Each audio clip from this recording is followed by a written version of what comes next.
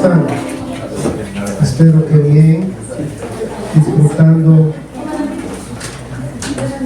las maravillas del Señor, ¿no? Siempre hay razones para glorificarle. Hace algunos años uno de los profesores que estuvo entrenándonos a nosotros, que era de México, recuerdo que me impactó el hecho de que un día le pregunté: bueno, ¿cómo ha estado su tiempo acá en El Salvador? Ha habido mucho calor, en un tiempo de Semana Santa, y ustedes saben que en ese tiempo el calor es casi bien difícil, ¿no? Entonces, ¿cómo ha estado? Me dijo: bien, por la gracia del Señor, ha habido un calorcito bien rico, delicioso, hemos sentido que estamos vivos con este calor. Y en otra ocasión le pregunté: había mucho frío. Hermano, ¿cómo está? Bien, gracias al Señor, hermano, este frío delicioso que tenemos ahora. Y fue una gran lección porque con sus palabras me mostraba de que Él estaba bien siempre.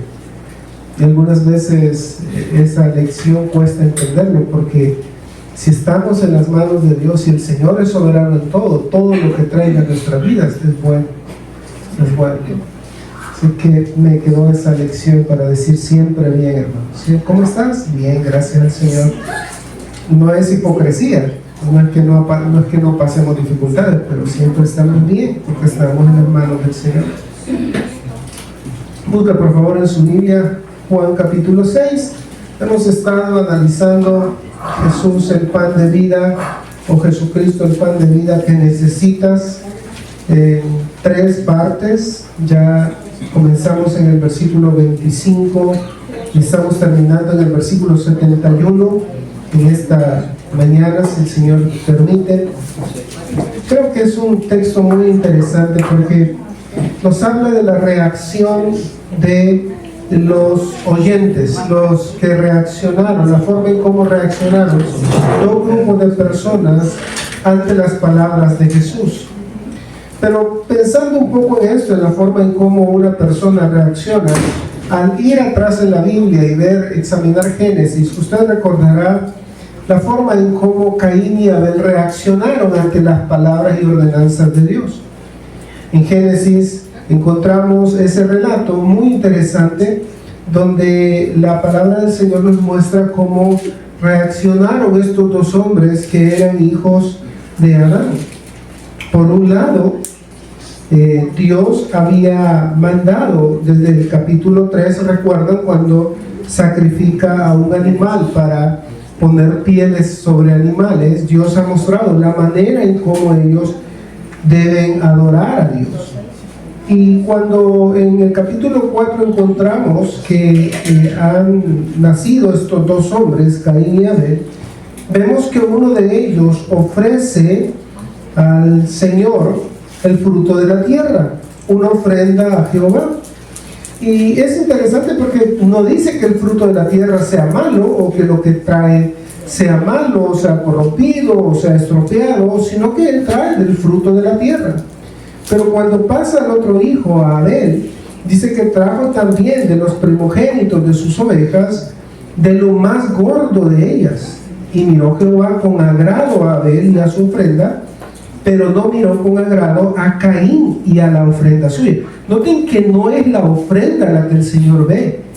Principalmente Él está viendo a las personas, la forma en cómo están ofreciendo ese sacrificio. Uno entrega al Señor, pero el Señor ve con desagrado lo que Él está entregando, lo que Él es y lo que Él está entregando. Y ve con agrado lo que Abel es y lo que está entregando. Y es que ante las palabras del Señor siempre hay reacciones. Y eso lo encontramos a lo largo de los evangelios también. El Señor Jesucristo en Mateo 13 comienza a hablar de una de las parábolas más hermosas, que algunas veces se le ha llamado la parábola del sembrador, pero hay muchos hermanos que son fieles estudiosos de la Escritura que dicen de que esta parábola debería realmente llamarse la parábola de los terrenos, porque lo que el Señor está ilustrando en esa parábola es la forma en cómo las personas van a reaccionar a sus palabras. Y ustedes saben que algunas de estas terrenos uno ni siquiera la escucha, la ignora completamente, hace oídos sordos de lo que está escuchando.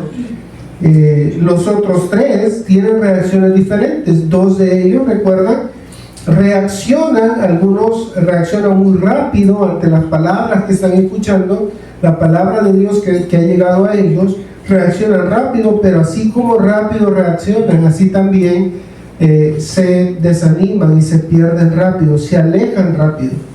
Y solo hay un grupo de ese terreno,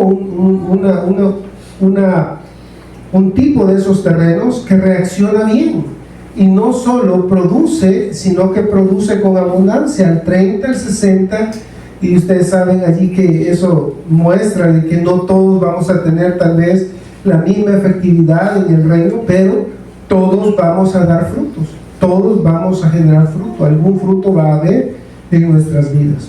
Pero la idea es siempre la forma en cómo reaccionan aquellas personas que son expuestas a la palabra de Dios. En este pasaje, recuerdan, desde el versículo 25 en adelante hasta el versículo 71, hemos considerado 6 explicaciones acerca del pan de vida que nos ayudarán a apreciar más intensamente la obra de Cristo de nuestra salvación. Hemos visto la búsqueda del pan de vida en los versículos 25 al 29, luego el desafío del pan de vida o para el pan de vida, los versículos 30 al 33, la revelación del pan de vida en los versículos 34 al 40, la deserción contra el pan de vida en los versículos 41 al 50, la invitación del pan de vida en los versículos 51 al 59, y por último la reacción al pan de vida en los versículos 60 al 71. Así que esa parte vamos a estar hoy estudiando, versículos 60 al 71. Cuando lo tengan, nos ponemos de pie y leemos la palabra del Señor con reverencia. Dice Dios en su palabra, Juan capítulo 6, versículos 60 al 71. Al oírlas, muchos de sus discípulos dijeron: dura es esta palabra, ¿quién la puede oír? Sabiendo Jesús en sí mismo que sus discípulos murmuraban de esto, les dijo: ¿esto os ofende? Pues ¿qué si viereis al Hijo del Hombre subir a donde estaba primero? El Espíritu es el que da vida, la carne para nada aprovecha. Las palabras que yo os he hablado son espíritu y son vida, pero hay algunos de vosotros que no creen. Porque Jesús sabía desde el principio quiénes eran los que no creían y quién le había de entregar. Y dijo: por eso os he dicho que ninguno puede venir a mí si no le fuere dado del Padre.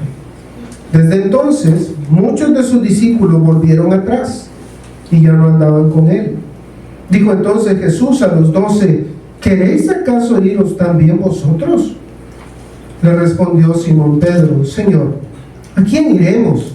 Tú tienes palabras de vida eterna, y nosotros hemos creído y conocemos que tú eres el Cristo, el Hijo del Dios viviente.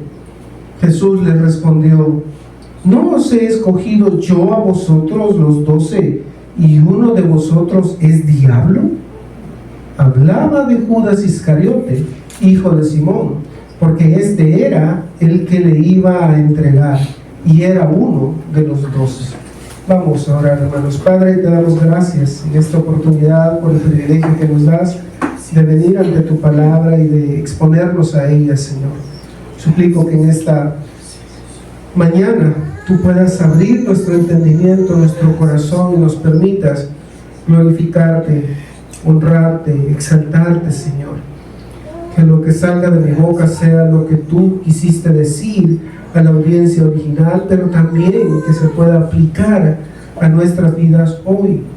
Te suplicamos, Señor, que tú seas exaltado en todo. Es nuestro anhelo. Te lo suplicamos en el nombre de Cristo. Amén y amén. Pueden tomar asiento. En este pasaje, del 60 al 71, encontramos dos reacciones al pan de vida que te ayudarán a evaluar tu discipulado ante la realidad de las evidencias. Ustedes saben que uno se puede engañar, uno puede decir que es una gran persona, que es un gran profesional, pero la cuestión es evaluada a partir de las evidencias. Yo puedo decir que soy un gran estudiante y sacar solo 5, y ante la evidencia de esos 5 parece que no soy un gran estudiante como yo creo. Yo puedo decir que soy un gran padre y al final la forma en cómo vamos a evaluar eso sí es la forma en cómo nuestro hijo o nuestros hijos van a vivir el resto de su vida. De manera que las evidencias son las que determinan la forma en cómo realmente son las cosas. Y aquí tenemos estas dos reacciones. Unas, la reacción de los discípulos aparentes, y digo discípulos profesantes le quería poner, o falsos discípulos, como usted le quiera poner, en los versículos 60 al 66, y la reacción de los discípulos genuinos, de los discípulos verdaderos.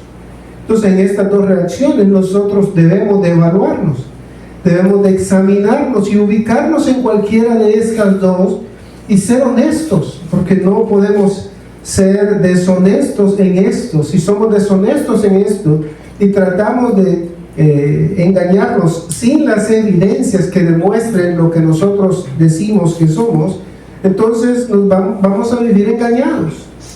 Ustedes saben, uno de los pasajes más difíciles que el Señor Jesús mostró allí en Mateo también, capítulo 7, al final del capítulo 7, donde las personas le comienzan a decir: Señor, no profetizamos en tu nombre echamos fuera demonios, en tu nombre hicimos tal cosa. Y entonces el Señor les dice: no, yo nunca os conocí, nunca tuve una relación con ustedes. De manera que al leer esto y al estudiar este pasaje debería ser claro para nosotros dónde estamos.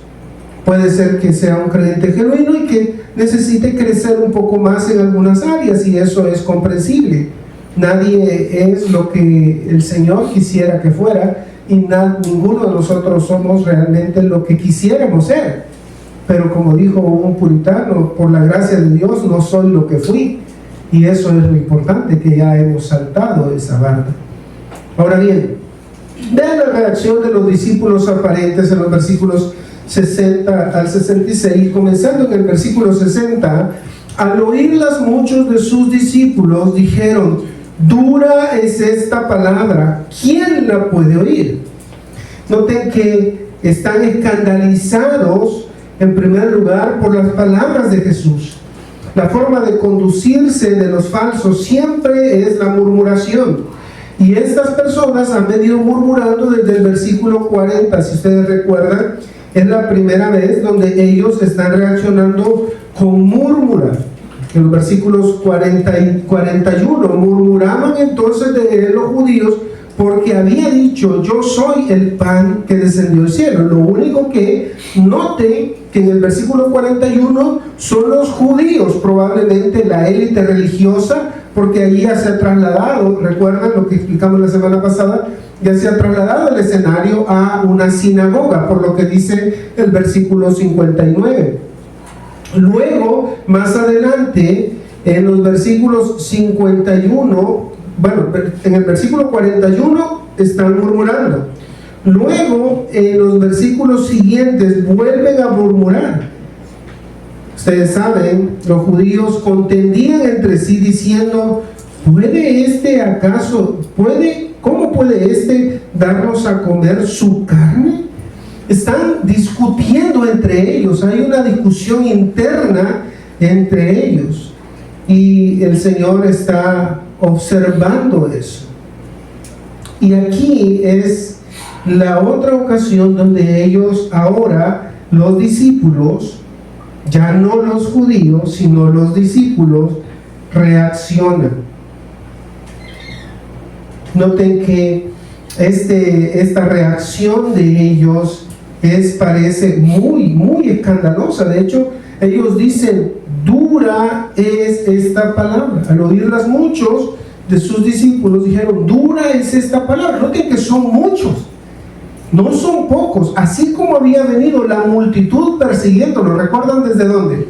Desde el capítulo 6, versículo 1, donde él ha multiplicado los panes y los peces a casi 5,000 personas. Ellos lo vienen siguiendo y recuerdan cuando lo encuentran allá por el versículo 20 en adelante. Ellos lo encuentran y le dicen: Señor, ¿cuándo llegaste acá? Y él les dice: ¿Por qué me preguntan eso? O sea, realmente ustedes me buscan porque les di de comer. Trabajen por el pan que da vida eterna, no por el pan que perece. Y aquí estas mismas multitudes, estas personas que están siguiéndolo, aparentemente discípulos de Jesús, son los mismos que están diciendo: dura es esta palabra. Recuerden que lo que el Señor les acaba de decir en el versículo 42 es que el Señor había descendido del cielo. Eso es lo que dice en el versículo 41. Yo soy el pan que descendió del cielo. Y en los versículos 51 en adelante, Él les dice que Él es el pan vivo y que deben de comer su carne, beber su sangre. Y eso les escandaliza.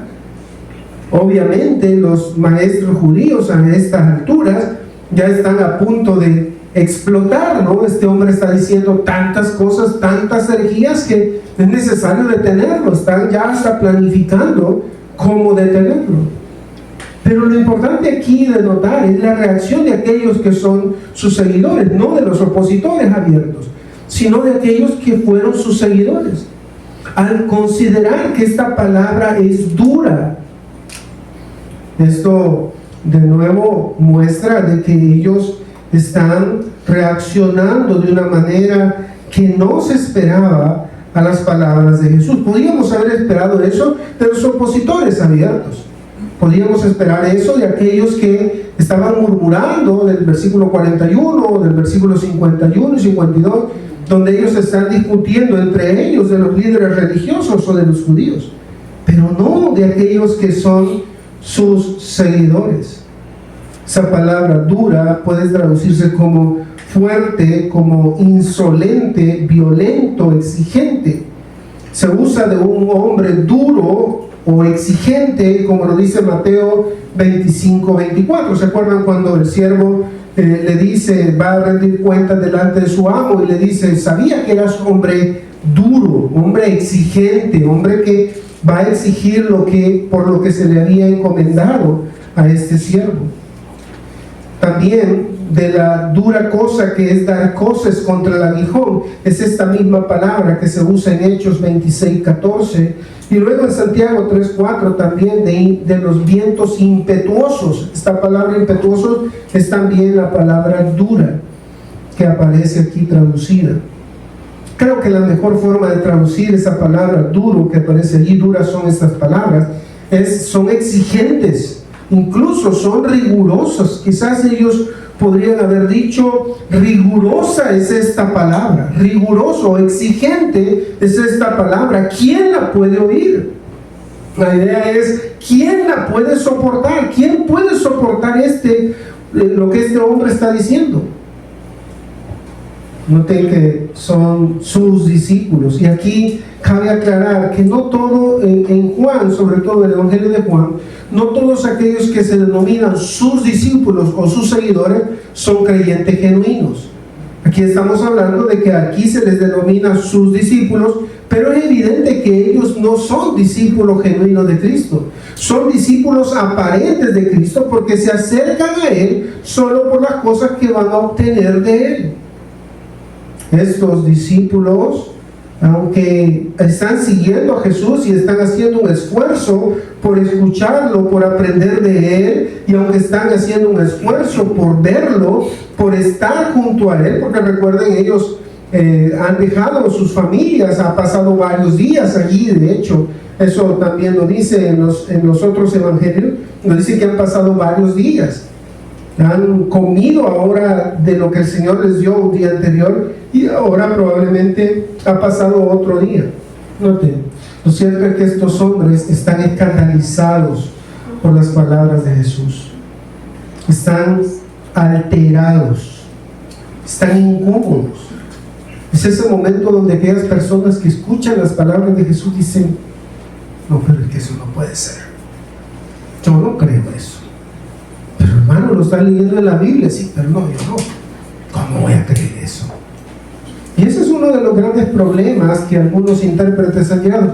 Cuando no logran comprender algo, cuando algo les parece demasiado escandaloso. Ustedes saben que hay algunos intérpretes que prefieren entonces, cuando algo ven demasiado difícil de entender o de aceptar, van y lo que hacen es alegorizar o espiritualizar. No, es que aquí no está hablando de eso, sino que realmente lo que quiso decir es eso. Bueno, aquí ellos quisieran hacer esto, pero lo que están diciendo, la reacción que están tomando, es que están escandalizados de las palabras de Jesús. Les escandaliza lo que está diciendo. ¿Cómo puede ser eso? ¿Cómo puedo comer su carne? ¿Cómo puedo beber su sangre? Más adelante el Señor nos va a aclarar la razón por la que ellos les escandaliza tanto. De hecho, en los versículos 61, noten allí, dice el escritor Juan, de lo que el Señor evalúa esto. Y les dice: sabiendo Jesús en sí mismo que sus discípulos murmuraban de esto, les dijo: ¿esto os ofende? Pues ¿qué si vierais al Hijo del Hombre subir a donde estaba primero? El Espíritu es el que da vida, la carne para nada aprovecha. Las palabras que yo os he hablado son espíritu y son vida. Noten cómo el Señor los va a confrontar ahora, les va a mostrar que son incapaces de un discernimiento espiritual. Ahora el Señor, como lo ha hecho desde el principio, pone de manifiesto lo que están murmurando y les pregunta: ¿esto realmente les está ofendiendo tanto? Es evidente aquí que no solo se sintieron incómodos, sino hasta ofendidos por esto. ¿Qué es esto? ¿Qué es esto a lo que se refiere Jesús aquí? Porque dice Jesús: esto os ofende. ¿Qué es lo que les ha ofendido a ellos?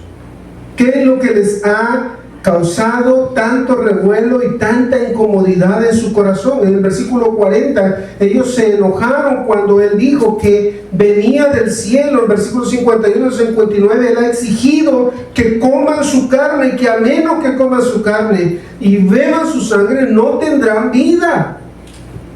Y los alegoristas, cuando habla Jesús de esto, dicen: no, aquí lo que se refiere es al pan de la comunión, es al vino de la comunión. Entonces, si comemos su carne en el pan de la comunión, o bebemos su sangre en el vino de la comunión, entonces a eso se está refiriendo Jesús. Pero creo que eso ya es ir más allá de lo que el texto está diciendo.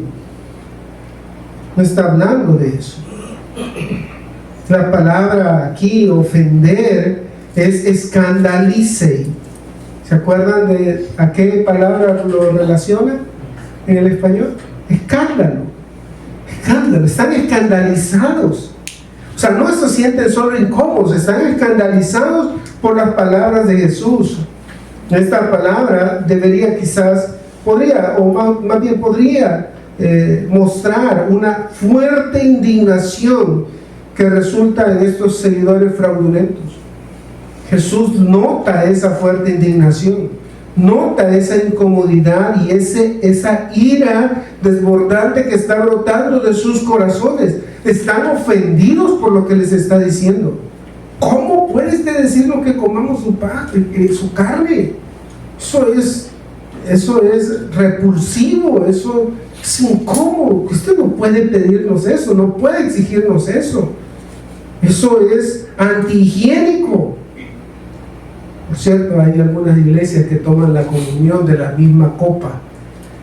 No sé qué tan higiénico sería eso, pero no sé si sería muy buena idea, ¿verdad? Pero mejor así, con vasitos separados. Estamos mejor. Noten que en el versículo 62, ahora Jesús les va a decir algo más. Él les hace una pregunta más sobre si esto que acaba de decirles les incomoda o ofende. ¿Cómo se sentirían entonces si le dieran subir a donde estaba primero?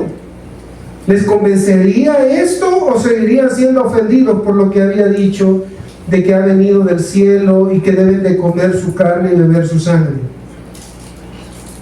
Y ahora la pregunta es, ¿dónde estaba primero? Bueno, todos sabemos que según la palabra del Señor y lo que la palabra del Señor dice, Jesús ha venido desde el seno del Padre, se ha hecho hombre, como hemos celebrado el día miércoles en la celebración de la Navidad. Él se hizo hombre, Él se encarnó, tomó un cuerpo humano. No es que Él se degradó, sino más bien añadió humanidad a su divinidad. Eso es la paradoja del vaciamiento de Cristo, donde nos muestra de que Él añadió a su divinidad la humanidad que no había experimentado antes. Ahora noten inmediatamente después, entonces, en el versículo 63, le declara abiertamente en qué sentido ha estado hablando. ¿Cómo pueden interpretar lo que Él ha dicho en los versículos 51 en adelante de comer su carne y beber su sangre? Él le dice en el versículo 63, el espíritu es el que da vida, la carne para nada aprovecha. Las palabras que yo os he hablado son espíritu y son vida. Y aquí quizás lo voy a hacer ejercicio mental por un momento. Hay tres formas en las que se pueden describir esas palabras que están en el versículo 63. Por ejemplo, el espíritu se refiere al Espíritu Santo, se refiere al espíritu de las personas, o se refiere sencillamente al espíritu, la forma en cómo Él ha hablado, la intención con la que ha hablado. También a veces se le denomina espíritu, porque aquí dice el espíritu es el que da vida, la carne para nada aprovecha. Y si uno piensa, al principio yo estaba pensando en esto, relacionando esto, pero después de leer algunos comentarios me di cuenta que casi me estaba convirtiendo en hereje, porque estaba pensando algo que nadie más había pensado. Y yo lo estaba relacionando a Ezequiel, ¿verdad? Cuando dice de que forma el cuerpo, y el cuerpo pero está sin vida, y es hasta que el Señor sopla el aliento de vida y que ellos vienen a ser almas vivientes, recuerden. Y eso mismo pasa también en Génesis. Forma el cuerpo y les da el soplo de vida, y entonces vienen a ser almas vivientes. Estaba relacionando con eso, pero no, realmente de lo que se trata aquí, lo que el Señor está hablando aquí, es que las palabras que Él está hablando deben de entenderse espiritualmente, porque es el Espíritu, es el que da vida, y es el Espíritu el que hace entender esas palabras. Carne aquí no habla de la naturaleza pecaminosa y regenerada, más bien habla de una interpretación haciendo uso de las capacidades mentales o simplemente naturales, intelectuales. No son útiles la carne, la forma de entender las cosas con las capacidades de una carne, de una naturaleza humana sencilla, no son capaces de entender lo que el Señor está diciendo acá, de beber su carne y comer su carne. Si se interpreta literalmente, esto no tiene sentido, y es por eso que ellos están escandalizados, porque están interpretando esto de manera literal, haciendo uso de nuestro intelecto, de nuestras capacidades intelectuales. Llegaríamos a la conclusión a la que ellos llegaron, y llegaríamos también a la misma reacción probable a la que ellos alcanzaron. Es por eso que aquí realmente de lo que el Señor se refiere es que las palabras que Él ha hablado son espíritus, son espirituales y son vida, dan vida a aquellos que le entienden. Por supuesto, esta es una obra de iluminación del Espíritu Santo. ¿Se acuerdan cuando el Señor Jesús les pregunta a los discípulos, ¿quién dicen los hombres que soy yo? Dicen unos Elías, otros Jeremías, o uno de los profetas, y les va ahora más al punto y les dice, ¿y ustedes quién dicen que soy yo? Y Pedro, de nuevo, como lo vamos a ver en unos minutos, dice, tú eres el Cristo, el Hijo de Dios viviente. ¿Qué le dice el Señor? Bienaventurado eres, Simón, hijo de Jonás, porque eso que acabas de decir, no te lo reveló carne ni sangre, sino mi Padre que está en los cielos. Un comentarista llamado Leon Morris dice: analizar las palabras de Jesús de forma literal, con la mentalidad de la carne, no les iba a llevar a una interpretación correcta. Ese privilegio solo lo alcanza la gente que se acerca a las palabras de Jesús con una comprensión espiritual. Pero en este versículo lo que se destaca son las limitaciones de la vida en la carne. Aquellos que solo se preocupan por las cosas materiales y del presente no pueden comprender la enseñanza de Jesús. Aquellos cuyo horizonte acaba con las cosas de esta tierra se privan de la enseñanza de Jesús y la vida que llevan, que para nada les aprovecha. La única forma de entender esas palabras es dejando que el Espíritu que da vida nos guíe y ilumine. De hecho, una de las traducciones, la Nueva Traducción Viviente, traduce esta sección: el Espíritu es el que da vida, como mostrando que se refiere al Espíritu Santo y no realmente al sentido espiritual de las palabras, sino que el Espíritu Santo es el que da vida y que la carne, lo carnal, para nada aprovecha. Quizás mejor en el sentido, si bien el Espíritu Santo es el que ilumina la mente de las personas, a lo que Jesús se está refiriendo a la forma espiritual de entender lo que les está diciendo. Es una figura de lenguaje. Y eso, creo yo, es debido a que Jesús no ha hablado del Espíritu Santo en el contexto, no nos ha dicho nada, y sería como la primera vez que Él está hablando de Espíritu Santo en esta sección. No ha dicho nada acerca de Él. Por eso creo que a lo que se está refiriendo es al sentido espiritual de las palabras de las cuales Él está hablando. Las palabras que Jesús había hablado debían discernirse espiritualmente, pero una cosa es entender las cosas espiritualmente y otra muy distinta es espiritualizar todo. Esta es la práctica que tienen algunos intérpretes de darle un sentido espiritual a cualquier cosa. El pesebre, es como la casa de Dios. ¿De dónde sacaron eso? Es que las mantas con las que envolvieron a Jesús son las buenas obras que nosotros hacemos. ¿De dónde sacaron eso? Que los animales que estaban ahí representan, bueno, no sé quién, que es el animal que está interpretando eso así, pero no, o sea, no realmente. Un hermano querido, Luis Contreras, que va a ser uno de los expositores en nuestra conferencia el próximo 16 y 17, por cierto, si no se han inscrito, inscríbase, dijo acerca de esta práctica que tienen algunos de interpretar todas las cosas de manera espiritualizadas: cuando decides seguir este método de interpretación, la imaginación es el límite. Puedes hacer que cualquier cosa signifique lo que quieras. Ese es el peligro. Jesús no nos está llamando a hacer eso. Nos está llamando a que las palabras que Él ha dicho deben de entenderse de manera espiritual. Deben de entenderse en el sentido espiritual. Él da a comer su carne, da a beber su sangre, en el sentido de que nosotros podamos ser beneficiados y obtener vida eterna a través del sacrificio y la obra que Él va a llevar a cabo. Noten el versículo 64, demuestra que estos hombres están también carentes de esa forma de entender las cosas. Pero hay algunos de vosotros que no creen, porque Jesús sabía desde el principio quiénes eran los que no creían y quién le había de entregar. Las personas, estos falsos discípulos, estos aparentes discípulos, tienen no solo problemas con entender la palabra, son incapaces de un discernimiento espiritual en las palabras de la Biblia, son escandalizados por las palabras que leen de Jesús o que leen en la palabra de Dios, sino que también son carentes de una fe bíblica. No tienen fe.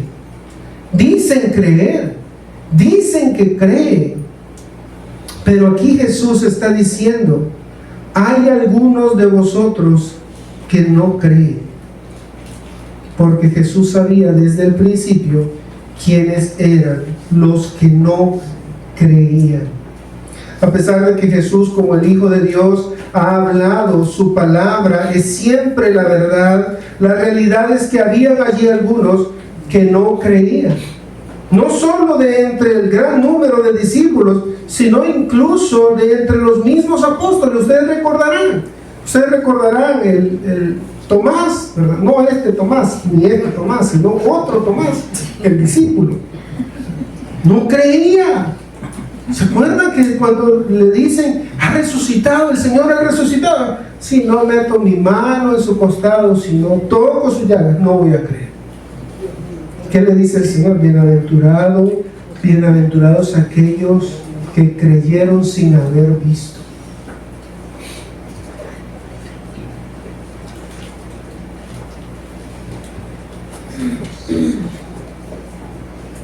Había otro también que no creía, pero que tampoco creyó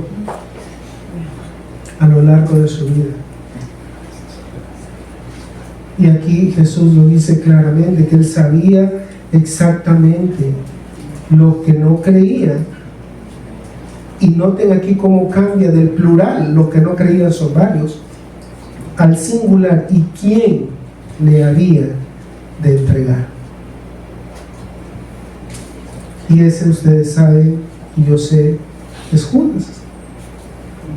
O sea, no solo llegó al punto de no creer, sino traicionó a su maestro, pagó mal por bien. Ustedes se ponen a pensar todos los beneficios que recibió Judas.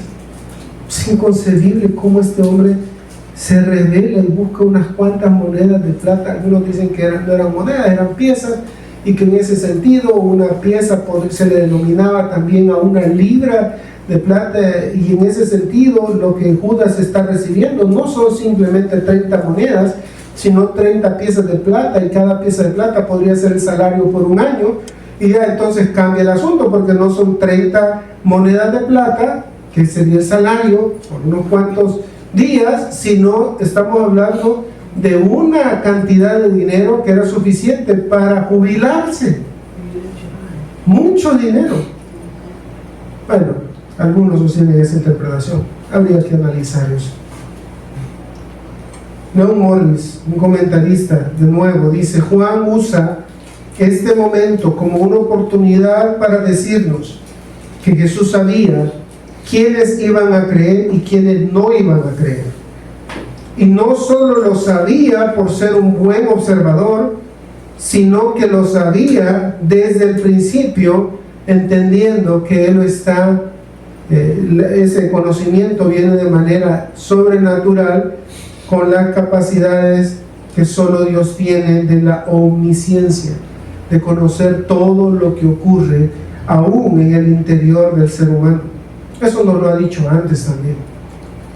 Entonces, estos hombres son carentes de una fe escritural, tienen problemas para una interpretación espiritual de las cosas que la palabra de Dios dice, y ahora en los versículos 65 les dice que son ignorantes de su incapacidad.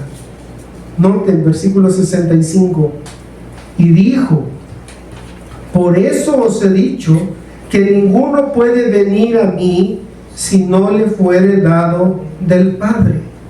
Esto ya lo ha dicho antes, ¿recuerdan? Ya lo ha dicho antes, lo ha dicho en el versículo 44, donde Él ha dicho que nadie puede venir a Él si el Padre que le envió no le arrastrare, no le trajere, no le impulsara hasta Jesús. Pero aquí Jesús está argumentando que ellos no lograban hilvanar que la razón por la que no podían creer lo que Jesús decía era porque estaban muertos, estaban incapacitados de entender las cosas de manera espiritual, no eran capaces de discernir las cosas que Jesús dice, sencillamente porque no tienen vida en ellos. El Espíritu de Dios no está en ellos. El versículo 65 parece una reafirmación del versículo 44, porque había algunos que se negaban continuamente a creer. No era que no le habían seguido, piensen en esto: si le habían seguido es porque algo habían creído de Jesús. pero no habían creído lo que debían haber creído.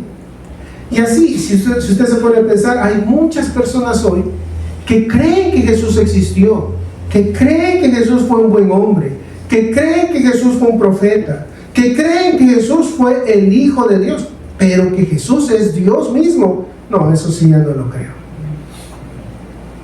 Creen que Jesús es un buen hombre, un buen ejemplo, pero que Él murió en lugar de mí y que ha pagado por todos mis pecados. No, eso sí ya no lo creo.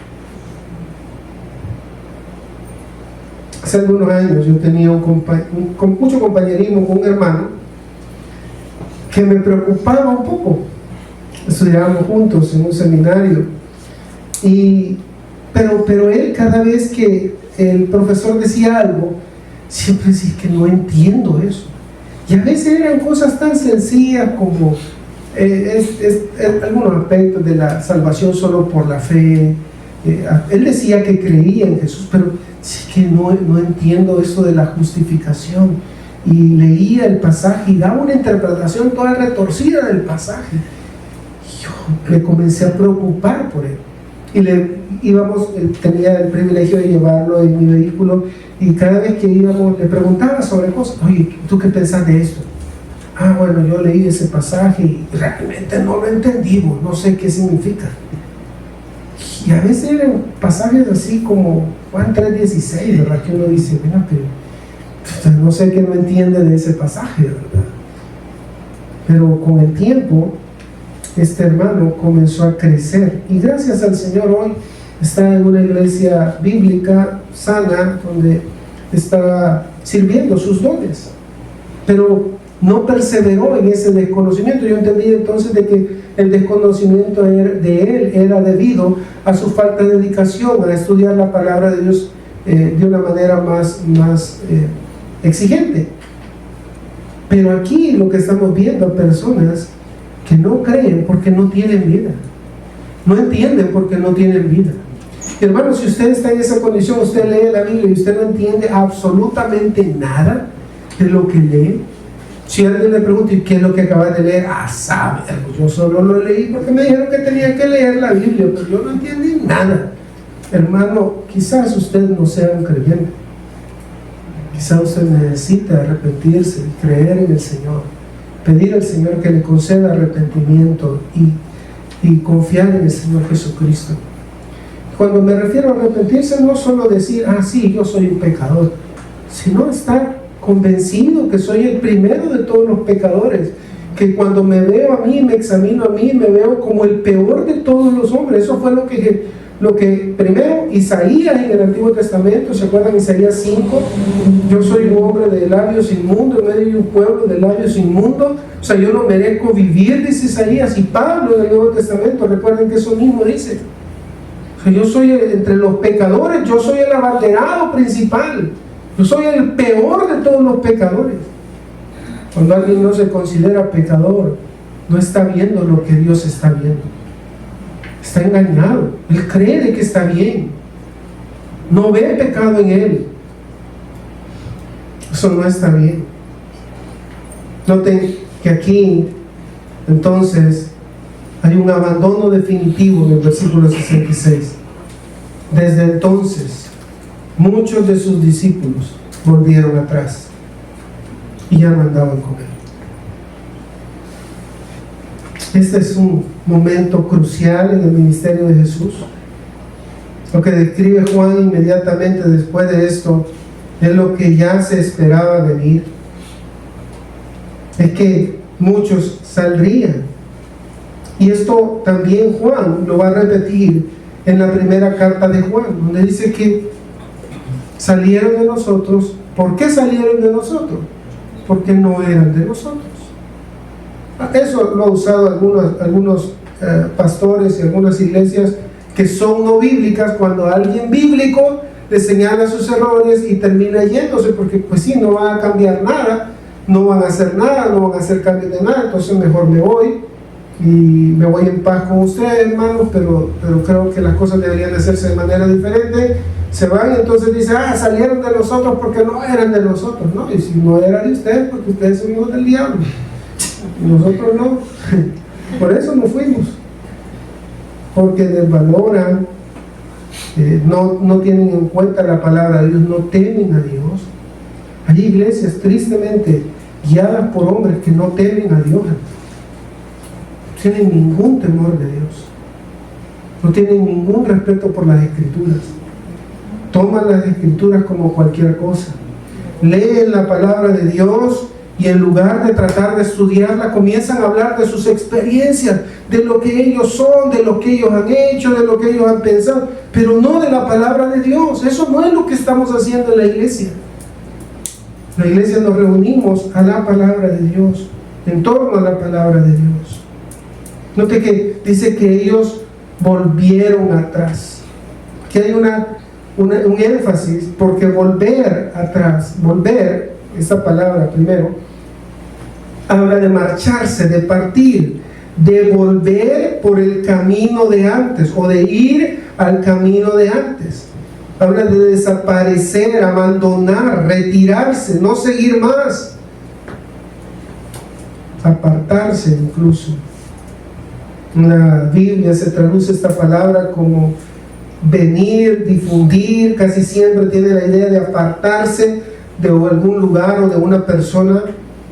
Quizás aquí habla de que ya no lo siguieron más, se apartaron de él, ya no lo siguieron más. Volver significa volver atrás, y el escritor nos dice que volvieron atrás, como para reafirmar eso, que regresaron a su antigua forma de vida. Realmente no van a encontrar, no van a encontrar lo mismo en lo que estaban antes. Se van a encontrar en una condición peor. Cuando una persona abandona conscientemente el cristianismo, abandona una fe que un día profesó, no es que va a regresar a ser la misma persona. Hay un cambio que ocurre, y ese cambio es de endurecimiento. ¿No les ha pasado a ustedes que es más difícil evangelizar a una persona que en algún momento fue cristiano, o que él dice que fue cristiano en alguna ocasión? No, si yo antes iba a la iglesia, pero mire, debe de creer, debe de arrepentirse. No, si eso ya lo sé. Y usted le dice toda la doctrina, las 10 doctrinas de pe a pa, les pasa por toda la Biblia, y no, eso ya conozco. No, pero necesita arrepentirse. No, quizás después. Ya ahorita ando caído. Como que si es zapote, le digo yo, zapote caen. Creyentes no se caen. Se debe recordar que al principio del capítulo hay una gran cantidad de gente que lo busca. Incluso un tiempo después, cuando Jesús va hacia Capernaum, le siguen. No piensen en esto, le están siguiendo, están invirtiendo su dinero, están perdiendo de trabajar, aparentemente están bien, porque están siguiéndolo a él. Pero ¿con qué intenciones lo están siguiendo? O sea, están pensando en ellos simplemente. Estas multitudes estaban convencidas de que necesitaban estar cerca del Señor, pero solo por lo que recibían de Él. Hay gente que viene a la iglesia, hermanos, que vienen a la iglesia por temor a lo que les pueda pasar si no vienen. Como una persona le dijo un día a un profesor: oye, hermano, ¿y usted por qué se metió aquí al seminario? No, yo me metí porque él me dijo que si no me metía al seminario, el Señor me había llamado, me iba a caer una. Y me metí aquí por eso, porque tengo miedo de que el Señor me devane allá afuera. Si no vengo, eso no es una buena razón. No es una buena razón. No es una buena razón seguir a Cristo para que yo no me enferme, para que no pierda mis cosas, o para que me vaya bien en el trabajo, o para que no me despidan, o para que tenga mejores ingresos. No, eso no está bien.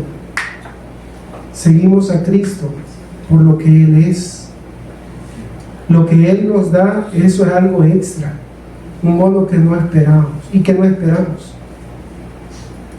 Porque como dijo Job, estando en la misma condición de dificultad extrema, aunque me matares, seguirás siendo mi Dios. Estos hombres están volviendo atrás. Son aquellos que aparentan fruto por algún tiempo, pero no son buena tierra. Son aquellos que, habiendo mostrado con ligereza una fe aparente, entusiasta, decidida, de crecimiento muy rápido, el Señor dijo de ellos así: el que fue sembrado en pedregales, este es el que oye la palabra, y al momento la recibe con gozo, pero no tiene raíz en sí, sino que es de corta duración, pues al venir la aflicción o la persecución por causa de la palabra, luego tropieza. Luego dice: el que fue sembrado entre espinos, este es el que oye la palabra, pero el afán de este siglo y el engaño de las riquezas ahogan la palabra y se hace infructuosa. Yo pensé que este no iba a dar. Yo pensé que este iba a ser rey, ahorita iba a ganar aquí. Pero no, dice que nos va a dar su carne, nos va a dar a beber su sangre. No, eso no me ha gustado. Ya mejor me voy de la iglesia. Eso no va conmigo. Vean. Y ahora viene, esto es impresionante. Uno de los ejemplos más claros de esto, de lo que está ocurriendo aquí con estos discípulos aparentes, es el caso de Demas, que lo acabamos de leer. Demas, en Colosenses, escrito más o menos en el año 61, está hombro a hombro con el médico amado, o sea, con Lucas, el escritor del Evangelio de Lucas, siendo un colaborador genuino de Pablo, trabajando incansablemente, yendo a las misiones, negándose a él mismo, dejando todo, abandonando todo y yéndose a las misiones con Pablo. O sea, este hombre aparentemente era un hombre decidido, arrecho. No, este es un gran servidor. De hecho, Pablo lo menciona y no menciona a otros. Pero cuando leemos allá en 2 Timoteo 4:10, el mismo Pablo dice: porque Demas me ha desamparado. 2 Timoteo se escribe más o menos en el año 68. 7 años pasaron. No son 7, así es. 7 años, no sé cómo decirlo. Sí, 7. 7 años fueron suficientes para que Demas descubriera lo que realmente era. Porque Demas me ha desamparado amando este mundo y se ha ido a Tesalónica. Se dice que Tesalónica era un lugar muy presto, dispuesto para hacer dinero, para trabajar y ganar mucho dinero. Eso era Demas. Pero Demas estuvo por un tiempo con Pablo, trabajando, negándose, pero al final sacó lo que realmente es lo que pasa aquí con ellos. ¿Será que todos los que estamos aquí perseveraremos hasta el final? ¿Será que todos los que estamos aquí dentro de 5 años seguiremos teniendo mayor pasión por Cristo y por la iglesia? ¿Será de que entre los que estamos aquí hoy perseveraremos hasta el final por Cristo? ¿O será que alguno de ustedes, para dolor mío lo digo, dentro de algunos años ya no estén con nosotros? No porque se vayan con el Señor, ni porque se vayan para otra iglesia. Hermanos, he visto ¿cuánto tengo? 19 años quizás de servir al Señor. He visto a tanta gente entusiasta. He visto gente que vino aquí a la iglesia, me recitaba la doctrina de la gracia. He visto gente que hasta en el wifi de su casa ponía sola escritura y lo cambiaba cada semana para que fuera sola escritura, solo Cristo, solo a Dios la gloria. Y ahora ya no están con nosotros. No, eso sería pues lo de menos si se van para otra iglesia y donde los puedan alimentar mejor. No, ya no están en el Señor. Sus hijos son un desastre, ellos son un desastre, sus familias son un desastre, y aún así se niegan a arrepentirse. Es triste, hermanos, pensar. Y creo que providencialmente el Señor trajo este pasaje para que meditáramos. Estamos en un quiebre de año, de tiempo, que normalmente es donde comenzamos a hacer nuevos propósitos y debería de evaluarse. Deberíamos todos los que estamos aquí evaluarnos. ¿Será que soy un seguidor de estos aparentes que me voy a terminar yendo tarde o temprano si no me arrepiento? Pedro no fue el mejor ejemplo de fidelidad, pero Pedro permaneció. Pedro pecó. Sí, todos pecamos, hermano. Si alguno piensa aquí que no va a pecar, está muy equivocado. Todos pecamos. Si la cuestión no es si pecamos o no, la cuestión es si nos arrepentimos de esos pecados o no. Si confiamos y venimos con una fe arrepentida delante de Cristo, pedimos delante de Él su perdón. En los versículos 67 al 71, aquí se cierra este gran pasaje del versículo 25 hasta el 71. Y en el versículo 67 ahora Jesús va un poco más allá con los suyos, con los 12, con el grupo más pequeño, y les dice: dijo entonces Jesús a los 12, ¿queréis acaso iros también vosotros? Noten la reacción de los discípulos genuinos en los versículos 67 y 68, porque inmediatamente después de esa pregunta de Jesús, la respuesta de Pedro es clara: Señor, ¿a quién iremos? Tú tienes palabras de vida eterna. Los discípulos genuinos, la reacción de los discípulos genuinos, en primer lugar, consideran a Jesús exclusivamente. Es Él o nada. No es el profeta Mohamed, no es Jesús o nada. No estamos hablando con esto, hermano. Una vez vimos, yo andaba un sticker que decía solo Jesús salva, y alguien me dijo, solo Dios salva. Sí, es que Jesús es Dios, le dije. Por eso puse eso. Obviamente no es la misma persona que el Padre, pero Jesús es Dios. Ya que los muchos se han apartado, se han alejado de Cristo, se han sentido ofendidos por las palabras de Cristo, consideran eso difícil de soportar. Ahora Jesús va donde ellos. ¿Queréis acaso iros también vosotros? ¿Desean ustedes irse también? ¿Tienen la intención ustedes de irse también como ellos? O de forma más literal, como está allí en el texto, ¿no desean ustedes irse también, verdad? Quizás debido a que la pregunta se dirige a los 12, había cierta inclinación notable, o al menos percibida por Jesús, de cierta agitación e inclinación, quizás por el mismo Judas, o quizás por algún otro, como estos que no habían creído aún después de la resurrección, como el caso de Tomás, el otro Tomás, no estos Tomás. Por eso creo que quizás sería mejor traducir: ¿tienen la intención ustedes de irse también? Y la pregunta está formulada por Jesús, dicen los escritores, los eruditos, está formulada por Jesús esperando una respuesta negativa. O sea, le está formulando esta pregunta en el sentido de decir: yo no creo que ustedes se quieran ir también como ellos. ¿O sí?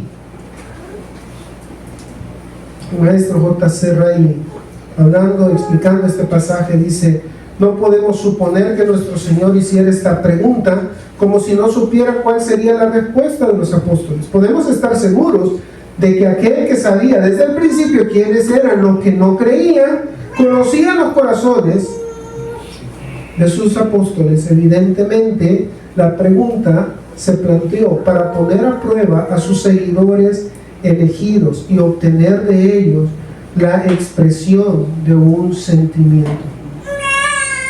Ahora Pedro responde entonces: ¿a quién iremos? Pedro y los demás apóstoles, pero Pedro como portavoz de ellos, aunque no necesariamente todos los demás, pero la mayoría de ellos, no ven a nadie más a quien podrían seguir. Las palabras del Señor han calado en sus corazones, han sido expuestos a las palabras del que dijo: jamás ningún hombre ha hablado así. Y su reacción era como los del Sermón del Monte, de los cuales se afirma: y se admiraban de su doctrina, porque les hablaba como quien tiene autoridad y no como los escribas. Al decir esto, Pedro afirma con claridad que no hay una sola persona en el mundo, al menos que él conozca o que él sepa, aunque nosotros sabemos que no había de hecho ninguna persona en el mundo igual al Señor Jesucristo, que pueda ser un candidato digno de seguir. Esto queda reafirmado por las palabras que siguen: solo tú tienes palabras de vida eterna, no hay nadie más. En otras palabras, solo tú tienes palabras que proceden de vida eterna o que dan vida eterna. No hay una opción entre muchas. Hay una sola opción para aquellos que son discípulos de Cristo. Él es la única opción. Él es la única puerta. Él es el único camino. Él es la única vida. No hay otra cosa que podamos hacer. Yo a veces me pregunto, ¿qué otra cosa podría hacer un domingo en la mañana aparte de ir a la iglesia o de adorar al Señor en la iglesia? No me veo con ninguna otra cosa haciendo. O qué sé yo, ¿qué otra cosa me veo allí? No digo que algún domingo no pueda faltar uno por enfermedad, por cualquier cosa. A lo que me refiero es, yo creo que es lo único que podemos hacer: seguir a Cristo, adorar a Cristo, servir a Cristo, anunciar a Cristo, proclamar su evangelio, estudiar su palabra. Como alguien dijo hace algunos años, hablando sobre mi persona, dijo: qué desperdicio. Dice mi hermana contó: fíjate que mi hermano está estudiando en el seminario, está estudiando, qué desperdicio de vida. Y así pueden decir de muchos de ustedes también: tan inteligente que eres, ¿cómo te dejaste engatusar? ¿Cómo te dejaste engañar? ¿Qué? Se parecía a ti normal, o resulta que sos evangélico. Qué lástima. Pero aquí Pedro dice: no veo otra opción, solo tú tienes palabras de vida eterna. Las palabras que producen vida eterna, las palabras que proceden de vida eterna. Aquí palabra se distingue de la palabra griega habitual, que normalmente ya creo que algunos de ustedes están relacionados con esta palabra, con logos. Logos es palabra, mensaje o tratado. Y aquí se usa una palabra que en el original se pronuncia rema. Y algunos escritores, algunos predicadores sensacionalistas, perversos y malvados, hace algunos años hicieron una distinción y dijeron: no, es que vos estás hablando de logos. Logos es la palabra escrita, tenés que escuchar el rema de Dios, es la palabra viva de cielo. Pero lo cierto es que esas palabras, ambas palabras, se usan de manera indistinta. Algunas veces rema tiene que ver con las escrituras y otras veces logos tiene que ver con la palabra hablada. No hay esa distinción, pero como ustedes saben de todo hay en la viña del Señor. Vamos, sigamos. 69, noten 69. Y nosotros hemos creído y conocido, sigue hablando Pedro, y conocemos que tú eres el Cristo, el Hijo del Dios viviente. Hemos creído y conocemos. Nótese la diferencia entre aquellos que abandonan a Jesús y a los que el mismo Señor ha denunciado con las palabras de Pedro, quien movido por el Padre hacia Cristo, como lo dijo en Mateo 16, expresa lo que la mayoría han expresado: nosotros hemos creído y conocemos. Ambas palabras hablan de una acción completada en el pasado con efectos presentes. Nosotros hemos creído en ti, continuamos creyendo, pero nuestra creencia está firme en ti. Y no solo sabemos, conocemos que tú eres el Cristo. Estamos entendidos, hemos quedado completamente convencidos de que no solo tú eres el Cristo, sino conocemos también que tú eres el Señor, el Hijo de Dios viviente. Es interesante porque en algunos manuscritos esta expresión que se usa en el 69, tú eres el Cristo, esta palabra Cristo no aparece en los manuscritos. Y también viviente.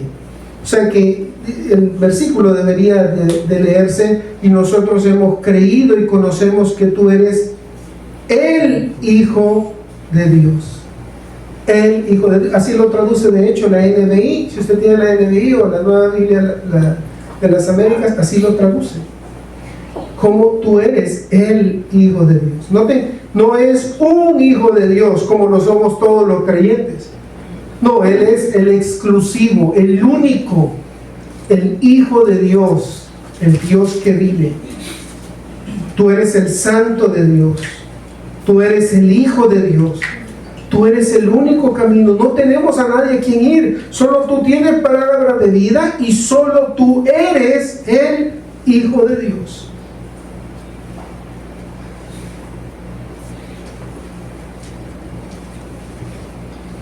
Un profesor bíblico llamado William Hendrickson dice: y nosotros hemos creído y sabemos, o sea, hemos comenzado a creer y todavía creemos, hemos llegado a darnos cuenta y todavía estamos convencidos que tú eres el Santo de Dios. Confiesan, dice este escritor, confiesan que Jesús es el Santo, o sea, el consagrado a Dios para cumplir la tarea mesiánica.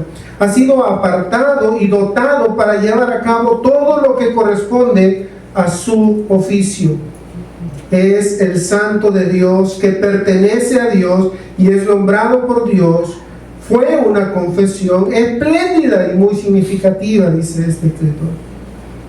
Noten en los versículos 70 al 71. Ahora Jesús, pareciera que aquí, después de esto que ha dicho Pedro, podríamos esperar, si hemos leído Mateo, podríamos esperar que diga: bienaventurado eres, Simón, hijo de Jonás.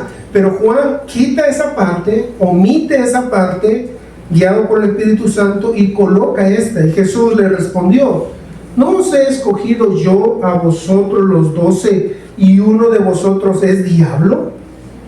O sea, uno podría haber esperado cualquier otra respuesta, ¿no? Pero Jesús habla aquí de que Él conoce, o más bien, que los discípulos genuinos son conocidos por Él de manera precisa. Noten, no siguen el camino de Satanás como Judas. Jesús había escogido a 12, aunque uno de ellos era un calumniador, un diablo, uno que se identificaba con el Dios de este mundo o con Satanás, uno que era igual, tenía sus mismos pensamientos, tenía su misma idea, perseguía sus mismos fines. Eso era Judas. Pero Jesús dice de que Él conoce a todos, Él ha escogido a todos, Él ha llamado a todos de manera precisa, por nombre. Y sabe también, está al tanto también de que uno de estos no es un genuino. O sea, ha venido a Él corriendo, sigue con el grupo, pero no es un genuino. Este es diferente a aquello, este es más malvado. Porque mientras aquellos, o sea, de manera honesta dicen: realmente no estamos de acuerdo con este señor, nos vamos de aquí, porque yo no estoy de acuerdo con él, y no estoy de acuerdo con eso. Este sigue. Él tampoco está de acuerdo. Judas no está de acuerdo con Jesús en muchas cosas. ¿Se acuerdan? Cuando una mujer viene y le lava los pies, le unge los pies, dice: ¡ay, qué desperdicio, hombre! Esto se hubiera podido vender por mucho dinero y dado a los pobres. Y el escritor sagrado ahí, guiado por el Espíritu Santo, nos dice: pero esto lo decía no porque se preocupara de los pobres, sino porque era mañoso, mil mañas, y se quedaba con un poquito, metía su mano en la bolsa, buscaba su propio beneficio.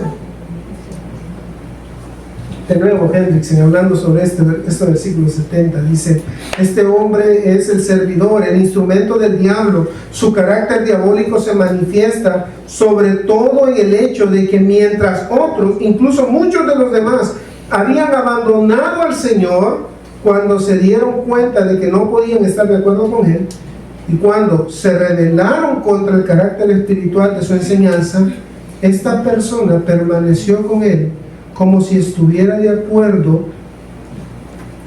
o más bien, como si estuviera en acuerdo total con Jesús. ¿Siguió? Ustedes se ponen a pensar cada vez que cenaban. Y cuando el Señor dice, uno de los que está aquí me va a entregar, algunos de ellos dicen, será yo, Señor. Pero Judas no dice nada. Pues yo no voy a hacer. Yo no le voy a decir a esto que yo soy. Si le pregunto, ya decirle de quién está hablando. El que mete el pan conmigo. Dice Judas, bueno, yo no lo meto. Meten los otros.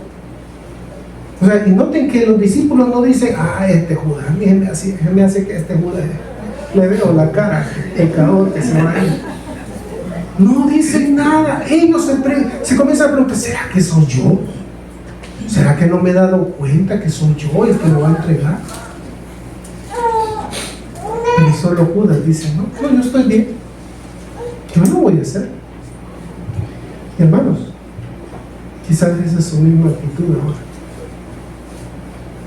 No, yo no voy a dejar al Señor, nunca lo dejaría, porque el Señor me ama, yo lo amo al Señor. ¿Será? Piense, medite. Noten, los verdaderos discípulos son conocidos por Jesús de manera precisa, de manera personal. Él sabe quién es de Él y quién no. Él sabe, Jesús ahora mismo sabe si usted es de Él o no es de Él. En este mismo instante, cuando usted ora, cuando usted lee su Biblia, Él sabe si usted realmente es de Él. Pero Él quiere que usted también sepa si usted es de Él o no es de Él, para que se arrepienta. Ustedes se ponen a pensar cuando Jesús le dice a Judas, lo que vas a hacer, hazlo más pronto. Eso hubiera sido suficiente para que un creyente diga, ¿qué estoy haciendo? ¿Qué estoy pensando? No, Señor, perdóname. Señor, yo no quiero hacer esto. Yo no quiero entregarte, Señor. Si Judas se hubiera convertido, ese momento, el último momento, en Juan, ¿se acuerdan? En el aposento alto, ese hubiera sido el último momento, la última oportunidad, las últimas palabras que escucharía de Jesús de manera amable. Lo que vas a hacer, hazlo más pronto. Y luego más adelante, ¿se acuerdan?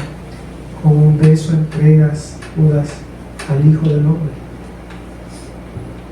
O sea, era suficiente para que ahí se arrepintiera. ¿Qué hizo? Se fue, lloró, sí, quizás se arrepintió. No se arrepintió pidiendo perdón. Le remordió su conciencia. Estaba tan conmovido por lo que había hecho, el mal que supuestamente había hecho, que decidió matarse en lugar de arrepentirse. Y hay muchas personas así, ¿no? Prefieren suicidarse antes que arrepentirse de su pecado. Están sumidos por las consecuencias de su pecado, y en lugar de venir y decir, Señor, perdóname, es que yo tuve la culpa, yo soy un pecador, yo no te he obedecido, Señor, me he rebelado contra ti. En lugar de venir en arrepentimiento, Señor, mejor me mato. El Señor sabrá lo que va a hacer. No, si el Señor ya sabe lo que va a hacer con esa persona. Por eso un acto de, qué valiente, dice la gente cuando alguien se suicida. No, qué cobarde. Porque la razón por la que decide quitarse la vida es porque no está dispuesto a aguantar las circunstancias que el Señor ha dispuesto para su vida. Y quizás la razón por la que ha dispuesto todas las circunstancias difíciles, dolorosas en su vida, es para que se arrepienta. Siempre he pensado esto, hermanos. La razón por la que el Señor permite que muchas personas o algunas personas vivan mucho tiempo. Hay una familiar de un hermano en la fe que ya tiene años, ya tiene una bolsa aquí, ya casi no hilvana lo que cree, pasa casi solo sentada, una señora ya de 90 o 100 años, no se arrepiente, no quiere nada con Cristo. Yo digo, realmente ya estando en esa condición, solamente un corazón endurecido, cegado y muerto no puede responder. Pero quizá el tiempo que le está dando el Señor, cada día que pasa, está dando para que se arrepienta, pero no lo hace. No lo hace. Las palabras de Judas a los líderes judíos fue: ¿qué me queréis dar? Pensando solo en él. Él no está pensando en el beneficio de la obra, él no está pensando en los 12, él no está pensando en Jesús, él está pensando en él. Pensemos en los privilegios que el Señor concedió a Judas. Lo escogió para que fuera un apóstol, le dio la capacidad de hacer sanidades, hizo incluso señales. ¿Se acuerdan cuando van en misión? Fue comisionado para expulsar demonios. Escuchó al Señor decir que uno le entregaría y ni se inmutó. Nada. Hermanos, piensen en esto. Si usted es un creyente genuino, Cristo lo es todo. Vive usted para Él. Él no vive para usted, usted vive para Él. Usted vive para servirlo, para adorarlo, para exaltarlo. Lo más importante es su gloria. Si tiene que apartarse, tiene que alejarse, usted lo hace porque lo más importante es su gloria. Si usted tiene que hacerse, digamos así como dijo un hermano allá, si usted tiene que hacerse a un lado para que otro hermano con mayores dones, con mayores capacidades, haga el trabajo que tal vez usted no está haciendo bien, usted lo hace, usted vive para Él, porque usted lo ama a Él. Usted no quiere que las cosas salgan mal. Y cuando yo me pongo a pensar en esto, hermanos, realmente conmueve mi corazón para ponerme a pensar, o sea, si yo, lo más importante para mí debe de ser la obra del Señor. Ninguna otra cosa tiene mayor importancia. Usted no debe de vivir para el dinero, aunque si el Señor se lo da, debe aprender a disfrutarlo y compartirlo, ayudar a los que padecen necesidad, como lo dice la Escritura. Usted no vive para ser un hombre grande, una mujer grande, conocida, amada por todos. Usted probablemente va a ser desechada por todos o desechado por todos. Usted va a ser de los que no han invitado hoy en la fiesta navideña porque usted es el evangélico y va a traer aburrimiento a la casa. Si queremos alegrarnos aquí, hemos comprado una pata de elefante, no sé qué es eso, una botella de licor y va a venir hablando de la Biblia, de Jesucristo. Mejor no lo invitemos. Usted es uno de ellos. Usted es lo despreciado del mundo porque Él es su Señor. Si usted es un discípulo genuino, la gente que se acerca a usted van a ser aquellos que aman a Cristo. La gente que quieren estar con usted van a ser aquellos que aman, que adoran, que sirven, que aman a Cristo por sobre todas las cosas. Pero aquellos que no aman a Cristo, aquellos que no adoran a Cristo, aquellos que no conocen a Cristo, no van a querer estar con usted. Si quieren estar con usted, aunque usted piense que usted es todo eso, preocúpese, porque ellos aman lo que es de ellos. El mundo ama lo que es suyo, y si lo aman a usted, es probable que usted es como ellos, o peor aún, es uno de ellos. Que el Señor nos ayude a considerar estas 6 explicaciones que el pan de vida nos ha dado acerca de sí mismo. Recordamos al principio, el Señor nos explica la búsqueda del pan de vida, nos habla del desafío para el pan de vida, nos habla de la revelación del pan de vida, nos habla de la disensión contra el pan de vida, nos habla de la invitación del pan de vida, nos habla de la reacción del pan de vida. ¿Cómo reaccionarás tú hoy? ¿Como un creyente aparente, como un cristiano, un discípulo aparente, o como un discípulo genuino? Es la tarea que usted tiene que emprender hoy, inmediatamente salgamos del servicio. Meditar en su corazón, pensar: ¿quién soy yo? ¿Quién es Jesús para mí? Y decidir y ubicarse donde deba de ubicarse. Si es entre los discípulos aparentes, arrepiéntase. Solo hay una forma de hacer eso. Solo hay una forma de volver en comunión con el Señor o de estar en comunión con el Señor. Arrepiéntase de sus pecados, venga a Él y Él no despreciará un corazón contrito y humillado. Si es creyente, alégrese, sirva, adore, honre a aquel que lo llamó para ser parte de su pueblo. Vamos a orar. Padre, te damos gracias por este tiempo. Gracias por la vida de mis hermanos, por el esfuerzo que han hecho este día, Señor, al venir acá a escuchar tu palabra. Ruego que tu palabra obre todo aquello para lo cual tú la has enviado, Señor. Que germine, fructifique en cada uno de los corazones que están acá, Señor. Obra en sus vidas, obra en nuestras vidas. Ayúdanos a poner nuestra mirada en ti y solo en ti, Señor. Que tú seas la fuente de nuestro vigor, la fuente de nuestra atención, el anhelo de nuestra alma. Y la única gloria que persigamos sea tu gloria, Señor. Te agradecemos todo esto en el nombre de Cristo. Amén y amén.